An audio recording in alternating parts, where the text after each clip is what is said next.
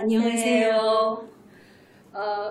어린이 논픽션의 모든 것이라는 프로그램을 오늘부터 6차시까지 진행하게 된 김영희라고 합니다. 반갑습니다. 저는 그냥 어린이 책 연구하고 공부하고 그리고 그것과 관련된 강의를 하면서 부모님들을 굉장히 많이 만납니다. 근데 부모님들의 질문은 사실 강의를 들으러 오실 때 본인들을 위한 강의임에도 불구하고 본인들의 자녀들을 위해서 어린 친구들이나 청소년들을 위해서 강의를 들으러 오시는 경우가 대부분이라고 보시면 돼요. 근데 이제 그분들 질문 중에 가장 많은 질문이 공부에 도움이 되는 책, 그리고 우리 아이는 책을 잘 안 읽어요. 그런데 이제 책을 좀 잘 읽게 하기 위한 방법이 좀 없을까요? 이런 얘기도 주로 많이 하고요. 그리고 이런 책은 어떤가요? 하면서 질문하는 것들이 대부분 다 논픽션 책들이에요. 그러니까 지식과 정보를 전달하는 책들을 아이들한테 많이 안겨준다는 얘기거든요. 아시죠? 네. 공부에 도움이 된다는 맞아요. 어떤 고정관념들을 가지고 있기 때문에 그래서 도서관에서 이런 프로그램을 이제 진행해서 그 학부모나 어린이 논픽션에 관심을 가지신 성인분들이 보다 좀 구체적으로 어린이 논픽션 책은 이런 겁니다. 그리고 이런 자세로 책을 좀 봐줬으면 좋겠습니다. 라는 바람이 있지 않았을까. 그래서 각각의 세 주제에 맞는 작가 선생님들을 모시고 앞으로 6강의를 여러분들이 듣게 됩니다. 오늘은 첫 번째 시간으로 과학이라는 주제를 가지고 이야기를 나눠볼까 합니다. 오늘은 과학 논픽션 책을 쓰고 계시는 임수경 작가님 모셨습니다. 안녕하십니까? 네, 안녕하세요. 네, 작가님은 나름 과학에 대한 네. 통찰, 철학 뭐 이렇게 하면 좀 거창하긴 하지만 제가 오랫동안 이제 본 바로는 나름의 자신의 어떤 철저한 그 어떤 기준을 가지고 책을 쓰신다고 제가 항상 느껴서요. 그래서 이제 모시게 돼서 저도 대단히 영광스럽고요. 감사합니다. 오늘 이번 시간하고 다음 시간에 걸쳐서 조금 네. 이제 선생님의 노하우를 네. 이 강의를 듣고 계신 분들한테 네, 좀 네. 나눠주십사 부탁드립니다. 네, 네. 어떤 분이신지 궁금하시죠? 그래서 선생님이 당신이 쓴 여러 책들과 더불어서 당신을 소개하는 시간을 드리겠습니다. 임수경 작가의 책들을 좀 살펴보시고요. 이야기 나눠보도록 하겠습니다. 안녕하세요. 저는 2번에 걸쳐서 어린이 과학 논픽션은 어떻게 쓸까요에 대해서 이야기를 할 어린이 과학 논픽션 작가 임수경이라고 합니다. 만나뵙게 돼서 반갑습니다.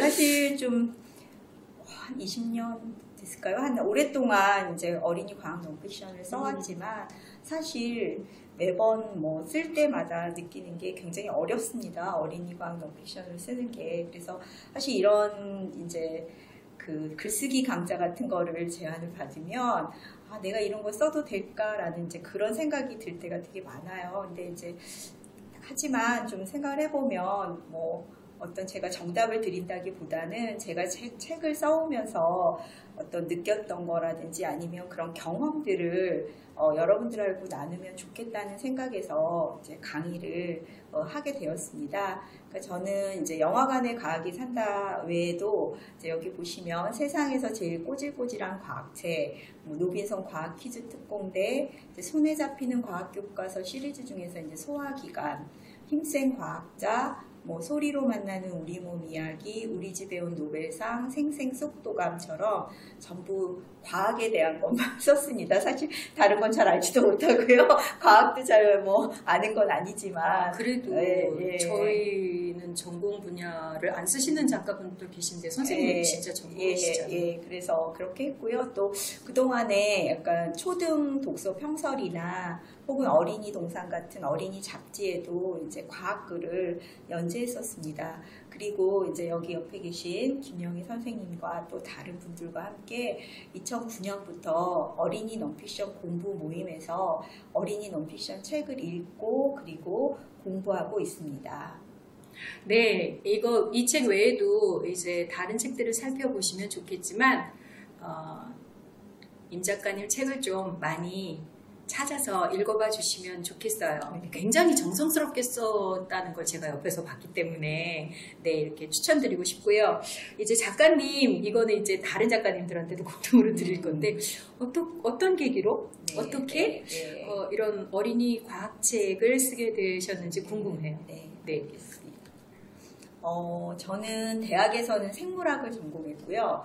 대학원에서는 미생물학을 전공했습니다. 그래서 대학원을 졸업한 후에는 의과대학에서 이제 실험하는 일을 한 2년 반 정도 했어요. 그러니까 그러다 보니까 사실 학교 다닐 때나 내지는 이제 학교 졸업한 이후에 제가 글을 쓰는 일을 하고 살게 되리라고는 진짜 한 번도 생각해 본 적이 없었고, 그것도 어린이를 위한 책을 쓰게 되리라고 생각한 적이 없었습니다. 그래서 오래된 이제 지인들을 만나면 제가 이런 일 하고 있다 그러면 굉장히 깜짝깜짝 놀라고 그러거든요. 근데 제가 이제 어린이 과학 넌픽션에 관심을 가지게 된 거는 이제 학습지 만드는 일을 하면서 그때였는데, 이제 그 회원들에게 매달 소식지, 읽을 거리 소식지를 이렇게 만들어서 보내는 이제 그런 일을 하게 됐는데, 제가 거기에서 이제 과학 읽을 거리를 담당하게 된 거예요. 과학 담당자니까. 근데 이제 제가 중학교 1학년을 하다 보니까 중학교 1학년은 이제 초등에서 바로 넘어왔기 때문에 그렇죠. 예, 이렇게 참고할 만한 책이 어린이 이제 과학책이더라고요. 그래서 그때 이제 어린이 과학 논픽션 책을 이렇게 보기 시작했어요. 그러면서 근데 어느 날 서점에 갔다가 그 샘터에서 나온 첫 발견 시리즈라는 책을 보고 굉장히 놀란 거예요. 아, 과학을 이렇게 멋지게 이렇게 전달할 수도 있구나라는 생각을 하게 된 거예요. 그래서 이게 이제 제가 그때 봤던 첫 발견 시리즈의 책입니다. 이미지라는 그 책을 처음으로 봤던 건데, 이 책은 프랑스에 있는 되게 유명한 갈리마르 출판사에서 만든 거를 이제 우리나라에서 번역한 책이에요. 그래서 안에는 필름이 들어 있습니다. 그래서 필름북이라고 불러요. 그래서 이게 이렇게 앞에 했을 때랑 뒤에 했을 때랑 이렇게 그쵸, 다르게 보이는 건데, 특히 이제 이 책에서 제가 되게 인상이 깊었던 거는 사진기 안에 이렇게 우리가 볼 때랑 여기 거꾸로 보이는 거 이런 거를 필름으로 되게 표현을 잘했고, 인화 과정도 굉장히 잘 표현을 했더라고요. 그래서 이때부터 제가 어린이 책에 이제 관심을 가지고 어린이 과학 논픽션을 이제 찾아보기 시작하다가, 그리고 이제 이것저것 찾다 보니까 한겨레 문화센터에서 어린이 책 출판기획 강좌를, 그게 시작한 지 2번째 때 제가 그 강좌를 들었어요. 그러면서 이제 그때도 글을 쓸 거라고는 생각을 못했고, 그냥 관심이 있으니까 언젠가는 이런 쪽에서 좀 일을 하고 싶다라는 생각을 했었어요. 그러다가 이제 웅진에서 어린이 과학 잡지인 과학쟁이라는 잡지를 창간하게 됐고, 그 창간 멤버로 제가 참여를 하면서 거기에서 이제 기자고 편집장 생활을 하면서 과학 글을, 어린이를 위한 이제 과학 글을 쓰게 됐습니다. 이제 그러다 보니까 자연스럽게 단행본 책이 이제 나오게 됐고, 그래서 이제 회사를 그만두고 본격적으로 어린이 과학 넌픽션 작가가 됐습니다. 굉장히 어렵고 그러니까는 그 과정이 그렇죠. 이렇게 되리라고 전혀 몰랐던. 네, 우리 이 강의를 듣고 계신 분 중에서도 또 누가 어떤 계기로 과학 논픽션 책을 쓰게 될지도 모릅니다. 네, 이런 과정을 거쳐서 저렇게 많은 책들을 쓰셨고, 또 지금도 굉장히 준비를 하시면서 쓰고 계십니다. 자, 그러면 이렇게 이제 선생님 이야기는 대충 이제 잘 들었는데, 우리가 오늘 주제가 논픽션이란 말이에요. 네. 그래서 이제 본격적으로 논픽션에 대한 이야기를 좀 들려주십사 부탁을 드리겠습니다. 논픽션이 도대체 뭐예요? 넌픽션이라 그러면, 여러분 이제 픽션이라 그러면 뭐 소설이라든지 대표적으로 동화 뭐 이런 거 맞아요. 픽션이잖아요. 그래서 이런 사실은 이제 반대를 되는 개념으로 넌픽션이니까 이런 픽션이 아닌 모든 것이 바로 이제 넌픽션이라고 할 수 있는데, 그 픽션하고 넌픽션을 나누는 기준은 무엇을 의도했는지, 어떤 목적으로 만들었는지 이런 거에 있는데, 넌픽션은 지식과 정보를 전달하는 책입니다. 그러니까 그러니까 그걸 목적으로 만든 책이죠. 예. 저- 그러니까 어른 도서 같은 경우 보통 이제 우리 교양 도서라는 말을 많이 쓰잖아요. 그리고 어린이 책 같은 경우는 따로 이제 어린이 뭐 논픽션 이렇게까지 안 하고 보통 그쵸. 그냥 지식 정보 지식, 책이다라고 이렇게 이야기를 많이 하고 있고요. 그리고 논픽션에서는 또 픽션과는 달리 사실을 다룹니다. 그래서 제가 여기에 이제 과학과 관련된 두 권의 책을 갖고 왔는데 마션이랑 코스모스입니다. 그래서 이 두 권 중에 어떤 게 픽션이고 논픽션인지 아시겠죠? 당연히. 저한테 지금 네. 어려운 질문입니다. 제가 코스모스는 봤습니다. 네, 예. 그죠? 네.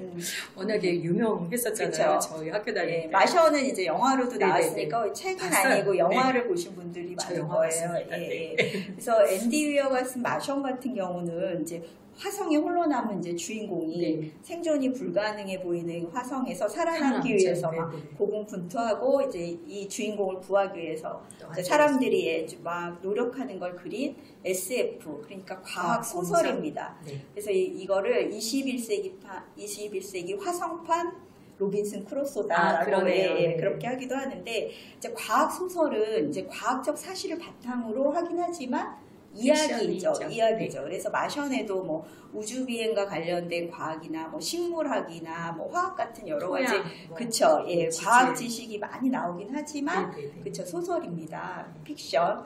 근데 이제 칼 세이건이 쓴 코스모스 같은 경우는 텔레비전에서 방송됐던 다큐멘터리를 바탕으로 만든 책이에요. 이 책이.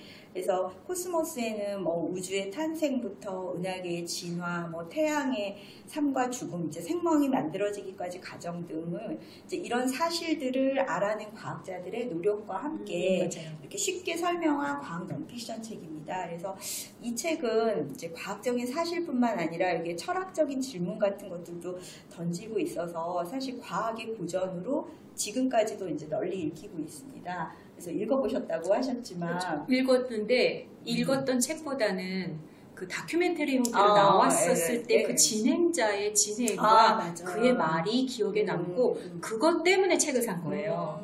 그러니까 그 덕분에 네, 네. 너무 좋아서요. 네, 그러니까 저도 이 책을 읽으면서 되게 그랬던 게 뭐냐면 사실 우리가 뭐 소설을 읽을 때만 감동을 받을 것 같지만 그렇지 않아요. 그렇죠. 네. 저는 이 책을 읽으면서 굉장히 많이 감동을 받았거든요. 맞아요. 예, 예. 그래서 논픽션도 이렇게 감동을 받을 수 있구나라는 거를 이렇게 느꼈던 그런 책이고 굉장히 좋아하는 책 중에 한 권이고요.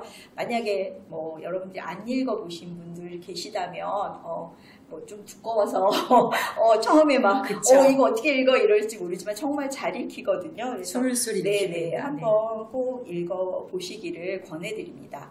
그렇다면 이제 우리가 논픽션 책은 왜 필요할까요? 그렇죠. 아무래도 지식이나 정보를 원하는 사람들은 많고 우리가 정보 시대, 그러니까 정보가 넘쳐나는 시대에 살고 있지만 그렇다고 해서 제대로 된 정보인가를 고민해야 되는 것도 있잖아요. 아무거나 인터넷에서 막 그쵸. 긁어왔다고 해서 그게 예. 올바른 정보는 아니거든요. 예. 그러다 보니까 전문가가 쓴 음. 그래서 누구나가 좀 찾기 쉬운 그래서 인쇄책이 여전히 유효하고 가치가 있는 것 아닌가 그런 맥락에서 논픽션은 계속해서 앞으로도 쓰여질 것 같다는 생각은 들어요. 뭐 잘 말씀해 주셨는데 이게 우리가 요즘은 아침부터 잠자리에 들 전까지 진짜 정보의 홍수에 그쵸 네. 묻혀서 살고 있고 또 근데 세상이 굉장히 빠르게 변화하면서 되게 지식이라는 게 다양화되고 전문화되면서 한 사람이 이 모든 걸 아는 게 굉장히 이제 어렵죠. 힘들어졌습니다. 그리고 특히 전문 지식을 일반인들이 이해하는 거는 굉장히 어렵습니다. 그쵸? 너무 어렵고 너무 그쵸? 빨리 바뀌어요. 맞아요. 그렇다 보니까 이런 전문적인 지식과 정보를 쉽게 풀어준 글이 필요하게 된 거예요. 네, 공감해요. 네. 그래서 이게 특정한 분야를 전공한 사람이더라도 자기 분야 책은 좀 읽을 수 있지만 또 다른 분야 책은 못 읽거든요. 맞아요. 그러니까 저 같은 경우도 이제 기본적으로 생물학을 전공했기 때문에 뭐 생물학이라든지 의학이라든지 또 약간 뭐 화학 쪽 이런 쪽은 쉽게 이렇게 접근할 수 있는데 과학이라도 물리학이라든지 수학이라든지 이런 쪽에 가면은 굉장히 좀 어렵다는 느낌을 받거든요. 그래서 다행이네요. 그렇죠. 저 그 부분 너무 어렵거든요. 그래서 이제 이런 어려움을 극복하기 위해서 등장한 책이 바로 넌픽션 책이라고 할 수 있겠습니다. 그러므로 넌픽션 책은 사실 전문가를 위한 책이 아니라 일반인인 비전문가를 위한 책이라고 할 수 있고요. 그런 의미에서 이제 넌픽션 작가는 전문가와 그러니까 일반인, 비전문가를 서로 그쵸, 소통할 수 있게 해주는 그런 사람이고 또 지식의 다리를 놓아주는 그런 사람이라고 할 수 있습니다. 아, 이해가 확 됐어요. 네. 네. 그리고 좀 전에도 말씀해 주셨듯이 솔직히 우리가 뭐 밖에 지하철에서다 길을 걷다가도 휴대전화만 있으면 어떤 정보든지 다 인터넷으로 찾을 수 있잖아요. 네, 맞아요. 그렇다면 내가 이렇게 인터넷으로 지식 정보를 찾는 것과 지식 정보를 다루는 이 넌픽션 책은 대체 무슨 차이가 있을까? 그런 생각을 할 수밖에 없잖아요. 그렇죠. 이거 봐도 네. 되지 않아? 라고 이렇게 생각할 수 있는데 사실 지식 정보만 모아놓는다고 해서 걔가 넌픽션이 책이 되는 거는 아니거든요. 네. 예. 그래서 여기에 이제 일본의 굉장히 유명한 다치바나 다카시라는 넌픽션 작가가 있어요. 이제 그 작가가 나는 이런 책을 읽어왔다라고 해서 그 책에서 이런 말을 했어요. 오늘날 사람들은 너무 많은 정보를 받아들이고 있지만 정작 그것들의 기원이나 의미는 무엇인지 어디에 어떻게 사용할 것인지 등에 대해서는 거의 파악하지 못한다라고 했거든요. 근데 저는 이제 이 책을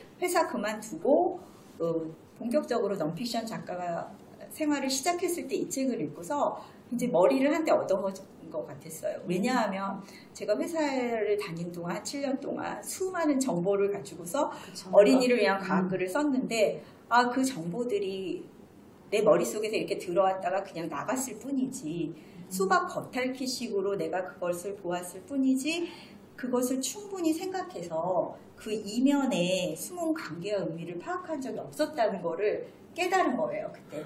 네, 그래갖고 굉장히 좀 충격을 받았어요. 충격을 받으면서 그랬는데 저는 여기 넌픽션이 이 글에서처럼 지식과 정보 속에 숨은 기원과 의미 등을 알려주는 책이라고 생각을 합니다.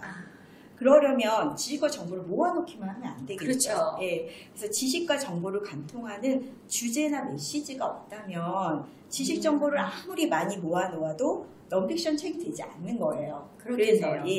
그래서 지식과 정보를 메시지라는 실로 알알이 꿰어가지고 지식과 정보의 관계나 의미나 이런 것들을 파악하게 해주는 것이 넌픽션 책이라고 네. 그렇게 생각을 합니다. 네, 그리고 어디에 어떻게 사용할 것인지까지도 그렇죠. 작가가 네. 고민을 하면서 그렇죠. 쓴다고 네. 하면 훨씬 좋겠네요. 네. 그래서 이제 넌픽션 작가는 어떤 의도와 목적을 가지고 하나의 주제를 뒷받침하기 위해서 지식과 정보를 선별하고 그쵸 엮어서 책으로 만듭니다. 그렇기 때문에 지식과 정보를 선택하고 엮을 때 작가의 철학이나 가치관이나 그쵸 관점에 따라서 같은 주제라도 지식 정보를 다르게 선택하고 엮기 때문에 맞아요. 한 주제로도 여러 가지 책이 나올 수가 있는 거죠. 그래서 넌픽션에서 가장 중요한 것은 어떻게 보면 작가가 어떤 철학과 그쵸 가치관과 관점에서 지식과 정보를 선택하고 엮느냐가 아닐까라는 그런 생각을 네. 합니다. 그게 제일 중요한 것 같아요. 네. 그리고 그런 것들이 암암리에 넌픽션 책을 읽으면서 드러날 때가 있을 때 네. 그때 즐겁고 그때 그쵸. 고맙고 이런 네. 느낌이 들거든요. 네. 책을 읽으면서 그걸 통해서 또 감동을 네, 받기도 맞아요. 하고요. 네, 맞아요. 그런 것 같아요. 그래서 제가 이제 예를 들어서 영화라는 주제를 가지고 책을 쓴다 그러면 뭐 영화 자체를 쓸 수도 있고 영화를 만드는 과정을 쓸 수도 있고 또 영화와 과학을 연결해서 이렇게 책을 쓸 수도 있어요. 그래서 이제 영화와 과학을 연결한 책 중에 대부분은 이런 거죠. 뭐 주라기 공원에서처럼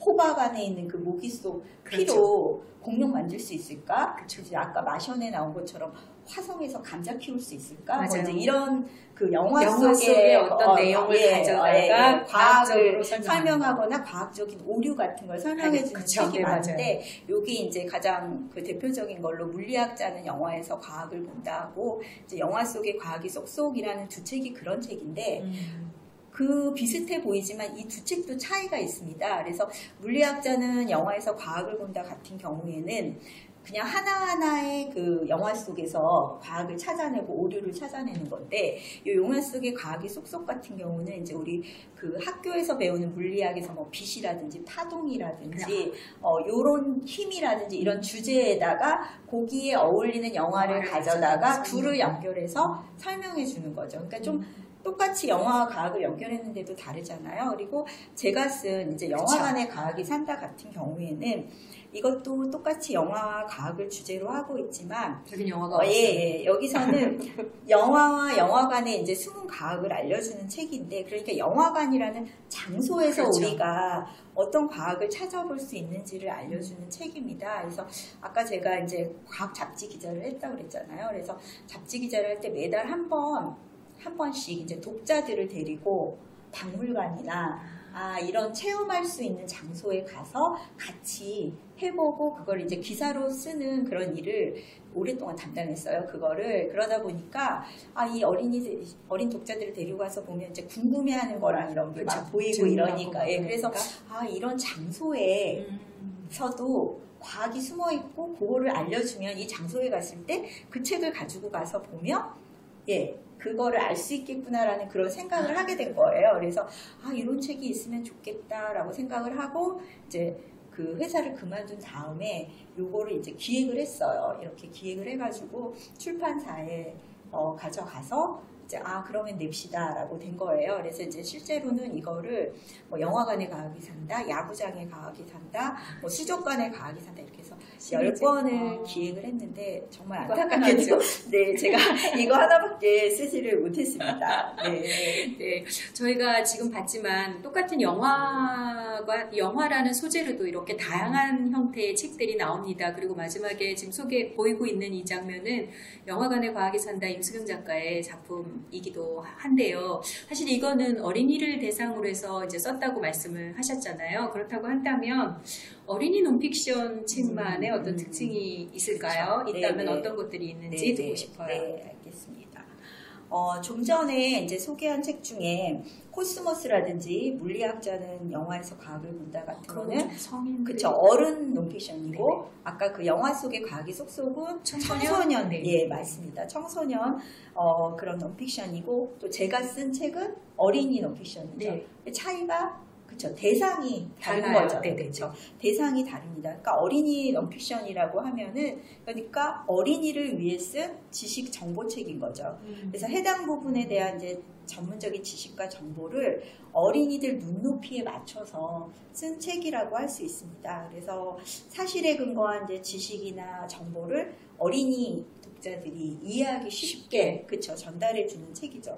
근데 사실 지식 정보 책이라고 하면 이제 교과서나 학습 참고서도 생각할 수 있잖아요. 그 안에 지식 정보가 가득 들어 있으니까. 근데 이제 이거는 자습서는 엄청나게 뭔가가 들어 있긴 하죠. 그렇죠.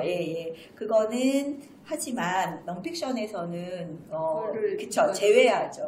왜냐하면 이제 아무리 지식 정보 책이지만 어린이 논픽션이 그게 어린이들의 학습과 직접적으로 그런 게 아니라 어린이들이 여가 시간에 즐거운 독서를 위한 읽을거리로 제공하는 것이기 때문에 선생님 그거 좀 크게 천천히 말씀을 해주세요. 부모님들이 꼭 알아야 되는 거예요. 그러니까요. 이게 논픽션 책이 전부 다 자습서 수준으로 인식을 하고 계시거든요. 근데 사실은 그게 아니잖아요. 다시 한번 말씀해 주세요. 교과서나 학습서와 달리 어린이 논픽션은 어린이들이 그쵸 여가 시간에 독서의 즐거움을 느낄 수 있도록 해주는 읽을거리이기 때문에 그쵸 교과서나 학습 참고서는 제외합니다. 논픽션에서. 자 그런데 이제 어린이 논픽션은 읽는 독자는 어린인데 쓰는 사람은 어른입니다. 선택도 어른이 먼저 합니다. 그렇죠. 그러다 보니까 이게 이제 차이가 생겨요. 그래서 어린이 책을 내가 쓰고 싶다라고 한다 그러면은 이제 그러니까 어른과 다른 어린이의 특징을 좀 알 필요가 있을 것 같아요. 그래서 중요하죠. 그렇죠. 그래서 어린이 같은 경우는 뭐 비이성적이고 감정적이기도 하고 또 즉흥적이잖아요. 그리고 또 좀 어렸을 때는 세상 모든 거에 생명이 있다고 생각해서 그렇죠. 근데 선생님 비이성적이라 그러면 어린이들이 또 그런가요? 뭐 약간 어른 눈으로 그렇게 보인다는 얘기를 가끔 한다 이 정도로. 네. 그러나 뭐 네. 보통은 그렇게 얘기를 하죠. 네. 그리고 이제 어른처럼 뭐 복잡한 사고를 하는 게 아니라 그렇죠. 네, 단순하게 생각하고 또 본능적으로 이렇게 자기 본능을 숨기지도 않고 그렇죠. 그다음에 이제 감정적으로 판단하니까 뭐 이렇게 앞뒤를 재는 게 아니라 당장 내가 즐겁고 좋은 거 이런 것에 집착하는 경우도 있고요. 네, 맞아요.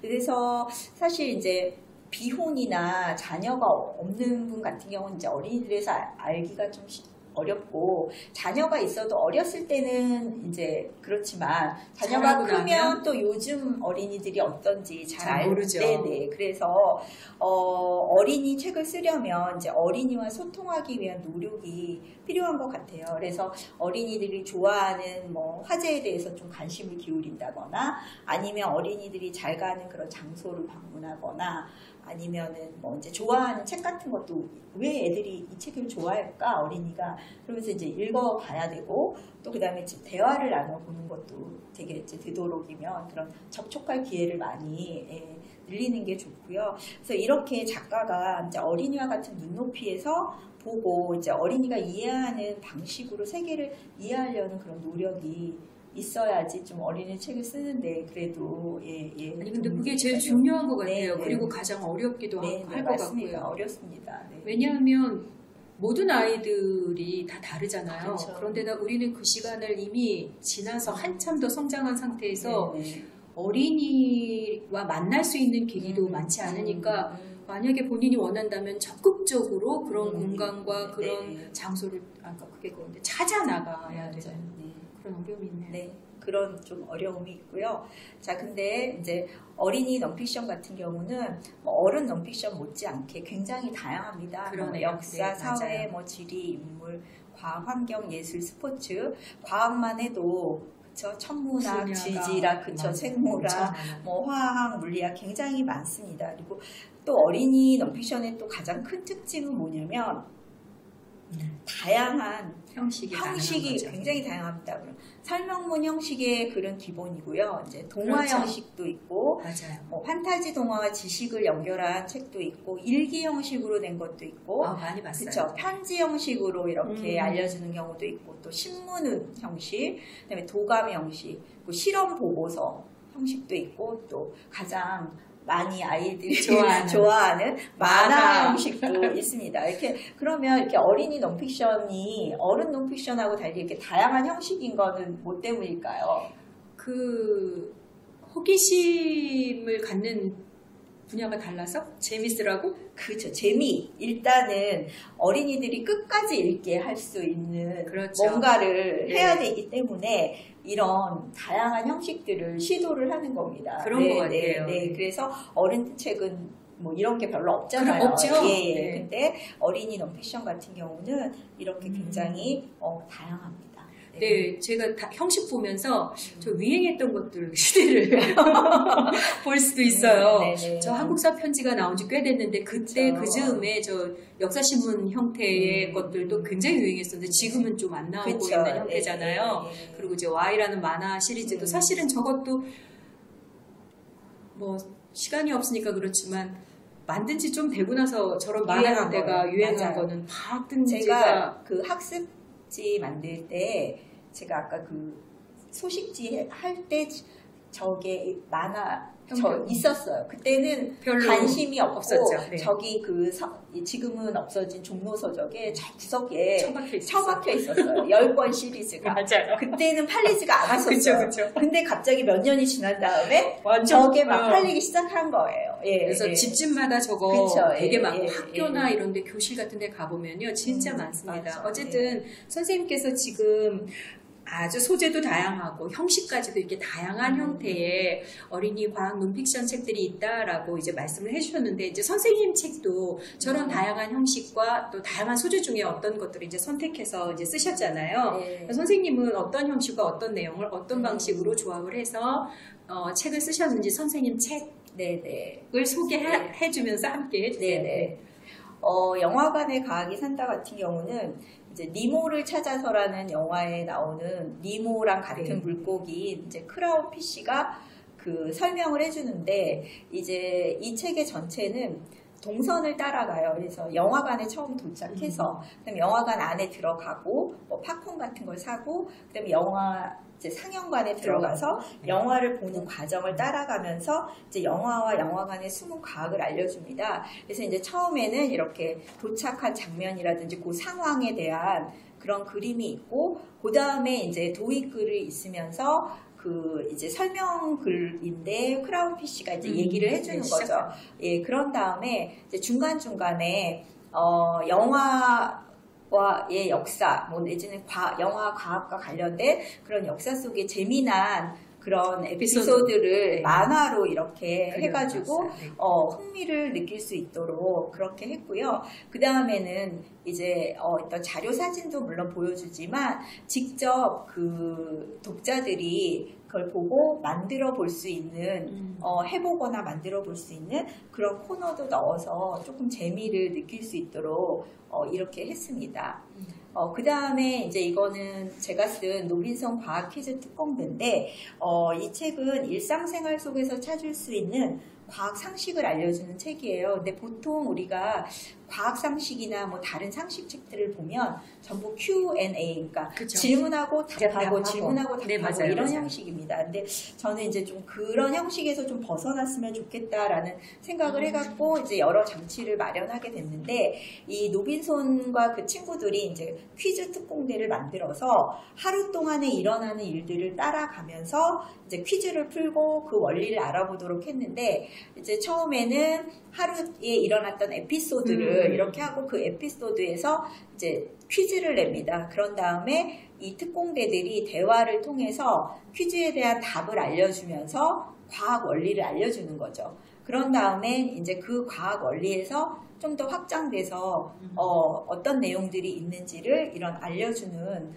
그런 책입니다. 그래서 이처럼 어린이들이 이제 내용을 쉽게 이해할 수 있도록 하기 위해서 한 챕터 안에서 이렇게 다양하게 그쵸 할 수 있기도 하고, 제가 쓴 이제 지금은 여기 제가 소개는 하진 않았지만 힘센 과학자 같은 경우는 3명의 과학자들을 묶어서 하나는 그냥 얘기해주는 거, 하나는 강연, 그쵸, 하나는 또 인터뷰, 뭐 이런 식으로 한 책 안에서 다양한 형식을 하는 거는 이제 좀 더 재미있게 끝까지 잘 읽게 하기 위해서 이런 형식을 취했습니다. 네, 선생님 책에서 이제 구체적으로 예를 들어서 설명을 해주셨는데, 조금 더 깊이 들어가서 일반적인 논픽션 책, 이제 저희 어른들이 이제 많이 보니까 그것 말고 어린이 책에서 어린이 과학 논픽션 책이 가지고 있는 특징이 있다면 어떤 걸까요?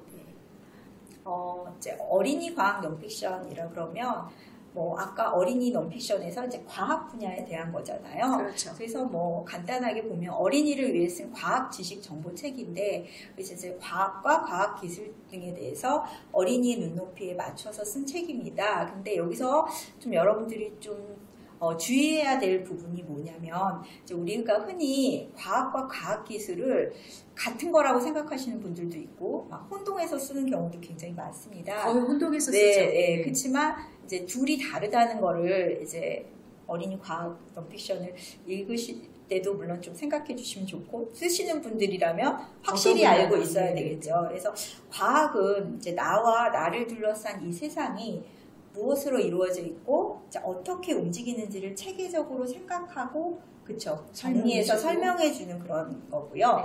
이 과학을 바탕으로 사람에게 쓸모 있는 것을 만드는 그런 것을 과학 기술이라고도 하고 그렇게 말합니다. 그래서 여기 보면 왼쪽에 있는 것은 이제 원자 모형이잖아요. 그래서 뭐 다 알다시피 이 세상이 다 눈에 보이진 않지만 원자로 이루어져 있는데, 그 원자의 가운데에는 원자 핵이 있고 그 주변을 전자가 돌고 있잖아요. 여기까지가 과학입니다. 근데 우리가 매일 쓰고 있는 스마트폰 같은 경우는 이 원자핵 주위를 돌고 있는 전자의 운동을 이용해서 만들었습니다. 전자공학이나 뭐 이런 것처럼. 근데 물론 다른 과학도 다 그 한 가지만은 아니고요. 굉장히 복잡한 과학이 숨어 있는데, 어쨌든 이런 것처럼 원자의 주위를 도는 전자의 움직임을 이용해서 우리가 사용하는 이 전자기기들이 다 만들어지거든요. 이런 거가 이제 과학기술인 거예요. 그래서 과학의 분야에도 여러 개가 있듯이 이제 과학기술에도 여러 분야가 있습니다.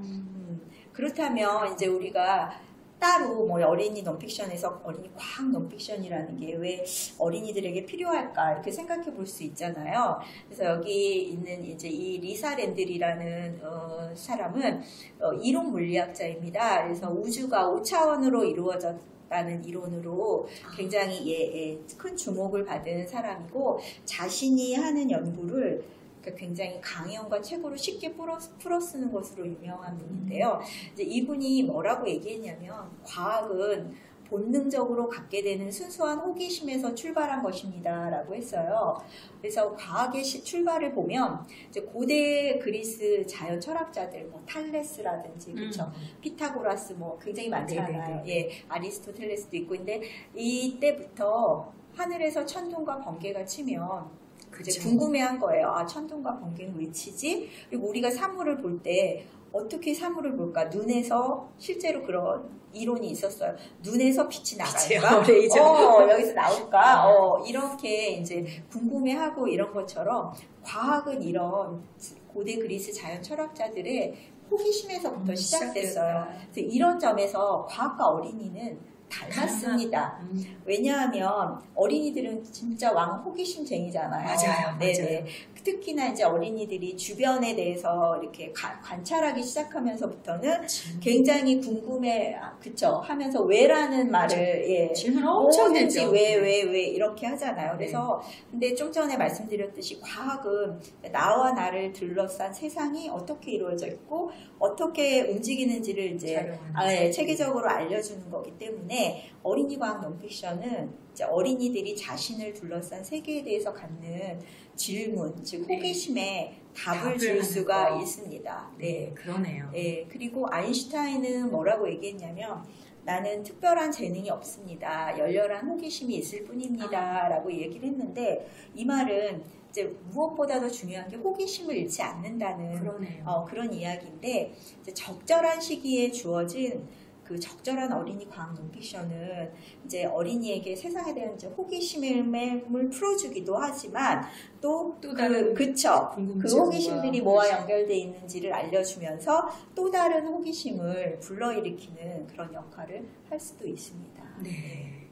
듣고 보니까 어린 아이들에게 뭐 자꾸 질문한다고 뭐라고 할 이유가 없네요. 그쵸, 예. 그들의 세상에서는 진짜 호기심이 세상을 이해하는 방식 중에 하나잖아요. 네. 그거 궁금하고 물어보고 그러면서 선생님 같은 책을 쓰는 작가가 될지 또는 저렇게 아인슈타인 같은 훌륭한 과학자가 될 수도 있는데 부모님들이 조금 고민을 하셔야 될 것 같습니다. 질문 많은 내 아이 어떻게 해야 되나요? 저 이 질문도 받은 적이 있습니다. 그래서 그냥 두세요. 그리고 어머님이 함께 찾아보시거나 그냥 상식적인 답 그거를 할 수밖에 없었는데 다시 선생님 강의 들으면서는 정말 그래야 될 것 같다는 생각이 들었습니다. 어쨌든 보통 저희는 이제 과학은 좀 그래도 선생님께서 이렇게 설명을 해주시지만 여전히 과학은 어렵다라는 게 이제 보통 사람들의 보통 생각이고 저도 이제 그런 인식을 하고 살아가거든요. 그러면서 사실 부끄러운 거잖아요. 조금 이렇게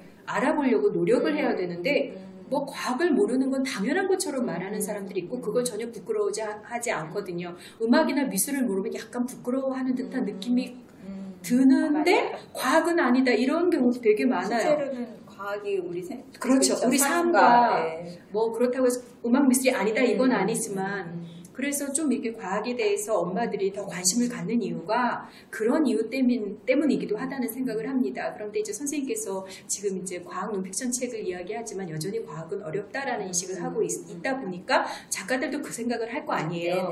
그렇다고 한다면 이렇게 책을 쓰시면서 조금 이거 사실은 이렇게 어려운 거라고 느끼지만 이걸 조금 쉽게 전달하는 방법에 대해서 고민하실 것 같습니다. 어떻게 하시는지요? 네네. 좀 전에도 말씀해 주셨지만 이제 과학이 어렵다고 하셨는데 사실 과학을 전공한 저도 과학이 어렵습니다. 그렇습니까? 네, 사실 과학은 어렵습니다. 어려울 수밖에 없습니다. 이게 진짜 답이거든요. 네, 그 이유를 좀 이제 다음 글에서 보면 이제 어떻게 죽을 것인가라는 글을 쓴 이제 그 책을 쓴 아툴 가완디 의사예요. 근데 칼텍 그 미국의 칼텍 졸업식에서 축사 중의 일부인데 보면은 과학에 의한 설명은 종교와 경험, 상식이 말해주는 지혜와 충돌합니다. 우리는 한때 태양은 하늘을 가로질러 움직이며 추운 곳에 있으면 감기가 든다는 상식을 가지고 살았습니다. 그러나 과학적 사고는 이런 직감이 단지 가설에 불과함을 알아야 한다고 가르칩니다. 가설은 실험에 의해 검증되어야만 합니다. 라고 했어요. 그래서 이처럼 우리가 과학을 어렵게 느끼는 거는 우리가 일반적으로 보고 느끼는 것, 경험하는 것과 굉장히 다르기 때문이에요. 그래서 우리가 생존에 유리하고 익숙하게 이렇게 생각하는 사고방식이 그러니까 자연의 근본 원리, 질서, 그 과학과 다르니까 그걸 이해하는 게 굉장히 어렵고 힘들게 느껴지는 거죠. 여기에서처럼 우리가 눈으로 봤을 때는 태양이 동쪽에서 떠서 서쪽으로 지잖아요. 네. 그러니까 당연히 태양이 움직인다고 생각하지만 과학적 사실에 의해서 우리는 지금 그게 아니라 지구가 움직이고 있다고 알고 있고 지금 우리가 코로나 때문에 지금 거의 3년 동안 고생하고 있는데 맞아요. 그게 바이러스 때문에 걸린다는 걸 알잖아요. 근데 이제 감기도 마찬가지인데 예전에는 그냥 추운 곳에 있다가 있으면 그냥 감기가 든다고 근데 그게 아니다라는 거를 그쵸. 과학적 사실은 그렇게 얘기를 하고 있는 거예요. 그래서 아마 여러분들이 소설책 같은 거는 침대나 뭐 이런 소파 같은 데 뒹굴거리면서 볼 수 있지만 과학책을 보려고 그러면 그렇게는 굉장히 보기 힘듭니다. 그래서 왜 그럴까요? 왜냐하면 인류는 아주 오랜 옛날부터 문자나 글이 없을 때부터 이야기를 통해서 의사소통을 하고 지식과 정보를 전달해 왔어요. 그래서 맞아요. 우리 뇌는 사실 이야기를 이해하는데 에너지가 굉장히 조금밖에 들지 않습니다. 그러네요. 그래서 굉장히 쉽게 생각을 하는데 이제 과학 같은 경우는 19세기 자연 철학에서 이렇게 독립을 했고 좀 전에 말씀드렸듯이 우리가 일상적으로 보고 느끼고 이런 거와 너무 다르기 때문에 이걸 이해하려면 에너지가 너무 많이 소모가 되는 거예요. 뇌가. 그러니까 너무 어렵다라고 생각을 하는 거죠. 그래서 과학책 읽은 거 하고요. 소설책 읽은 거 하고요. 피곤함이 달라요. 그러니까 그런 부분인데 이 말은 뒤집어서 얘기해 보면 아까도 선생님이 잠깐 얘기하셨지만 과학을 알려면 어떻게 해야 되냐면 노력을 해야 된다. 그러네요. 다른 거를 그러니까 소설책 읽는 것처럼 하면 안 되고 그렇죠. 노력을 해야 되는 거예요. 그래서 좀 더 관심과 노력을 기울여야지만 우리가 알 수 있다는 뜻이고 특히나 어린이들에게 과학을 쉽게 알려주려고 한다 그러면 과학을 공부하겠다는 그런 마음가짐이 있어야 된다는 거죠. 그 다음에 특히나 이제 과학은 최근 100년 동안에 굉장히 빠르게 그렇죠. 많은 사실이 알려지면서 보통 사람들이 그것을 받아들이고 이해하는 게 굉장히 이제 힘듭니다. 근데 그런 과학을 어린이들에게 이제 알려주려면 더더욱 힘든 거죠. 근데 그럼에도 불구하고 이제 어린이 과학 넌픽션은 어린이 눈높이에 맞춰서 이제 이해하기 쉽게 풀어줘야 하는데 그 방법 중에서 이제 가장 좋은 방법은 뭐냐면 어린이들이 접할 수 있는 일상생활에서 비유와 예를 찾아서 이제 과학 그 원리나 개념을 설명해 주면 굉장히 좋습니다. 그래서 예를 들어서 우리가 액체에서 기체로 되는 기화에 대한 설명을 한다 그러면 처음부터 기화라는 말을 쓰면 굉장히 어려워서 못 알아들으니까 이제 일상생활에서 왜 빨래를 해가지고 널으면 햇볕에 그죠 빨래가 바짝 마르고 또 물을 주전자에 넣어서 불에 올리면 끓으면서 수증기가 생기듯이 이렇게 물 같은 액체가 수증기 같은 기체로 열에 의해서 변하는 현상을 기화라고 한다라고 얘기를 해주면 어린이들이 쉽게 이해하죠. 또 그리고 우리 몸이 세포로 이루어졌다는 거를 설명할 때도 대부분 레고 블록으로 성이나 블록, 건물 같은 거 만들잖아요. 그래서 너네들 이런 거 만들어 본 적 있지? 그러면서 이때 레고 블록 하나하나가 모여서 성이나 혹은 건물이 되는 것처럼 우리 몸도 아주 작은 세포가 다 모여서 이루어진 거야 라고 하면 어린이들이 이제 과학과 과학 원리를 일상생활과도 연결시키고 그리고 익숙한 것에서 시작해서 이제 자기가 잘 모르는 그런 과학 원리까지도 이렇게 접근하기 쉽게 그렇게 할 수 있습니다. 그래서 이게 집에서 이거는 책뿐만이 아닙니다. 집에서 어머니들이 아이들에게 뭔가를 설명해 줄 때도 그냥 그렇게 설명하는 것보다는 주변에서 알 수 있는 그런 현상이나 그런 예들을 찾아서 해주면 쉽게 이해할 수 있습니다. 네. 지혜로운 부모가 돼야 되겠네요. 네. 네.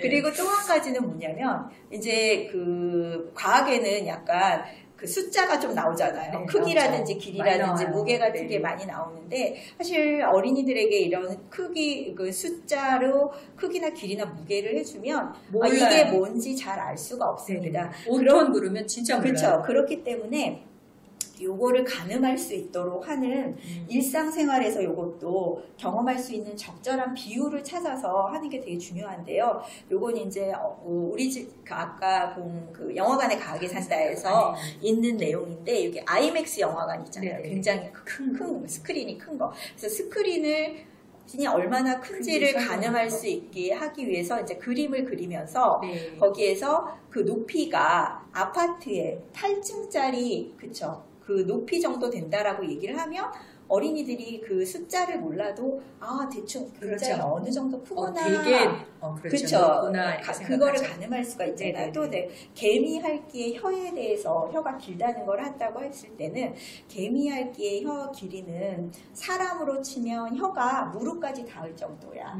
그러면 이제 얼마나 긴지를 알 수 있잖아요. 그러니까 이런 것처럼 적절한 예와 그림으로 이제 크기나 길이, 무게 등을 알려주면 많이 도움이 됩니다. 도움이 됩니다. 그리고 이제 어린이 과학 넌픽션은 그쵸 재미있다 이게 어렵잖아요. 그쵸 재밌게. 어린이가 아까 말씀드렸듯이 여가 시간에 읽을 거리 있기 때문에 어린이 과학 넌픽션도 사실 재미라는 거를 빼놓을 수가 없습니다. 네, 왜냐하면 또 요즘 같은 그쵸. 그 게임이나 동영상처럼 재미난 것이 많기 때문에 그것과 결어서도 손색이 없을 만큼 재밌어야 한다는 그런 어려움이 있습니다. 그래서 어린이들의 시선을 끌 새로운 내용이나 새로운 시각의 접근, 구성 등 이런 거 여러 가지 궁리해야 되는데 아까 말씀드렸듯이 이제 만화가 사실 선풍적인 인기를 끄면서 여러 가지 이제 여기 인류 탐험 보고서니 내일은 실험왕 등 많이 다루고 있고 또 이제 설명문 아까 저도 그 영화관에 가기 산다에서 만화를 넣었잖아요. 그런 것처럼 중간중간 만화를 넣기도 하고 또 이제 여기 보면은 신기한 스쿨버스도 굉장히 많은 한동안 저거 엄청 봤어요. 그쵸. 요거는 이제 재밌어요. 그쵸. 판타지 동화하고 지식이 정말 잘 어우러져서 맞아요. 그쵸. 재미있게 쓴 이제 과학 책인데 그리고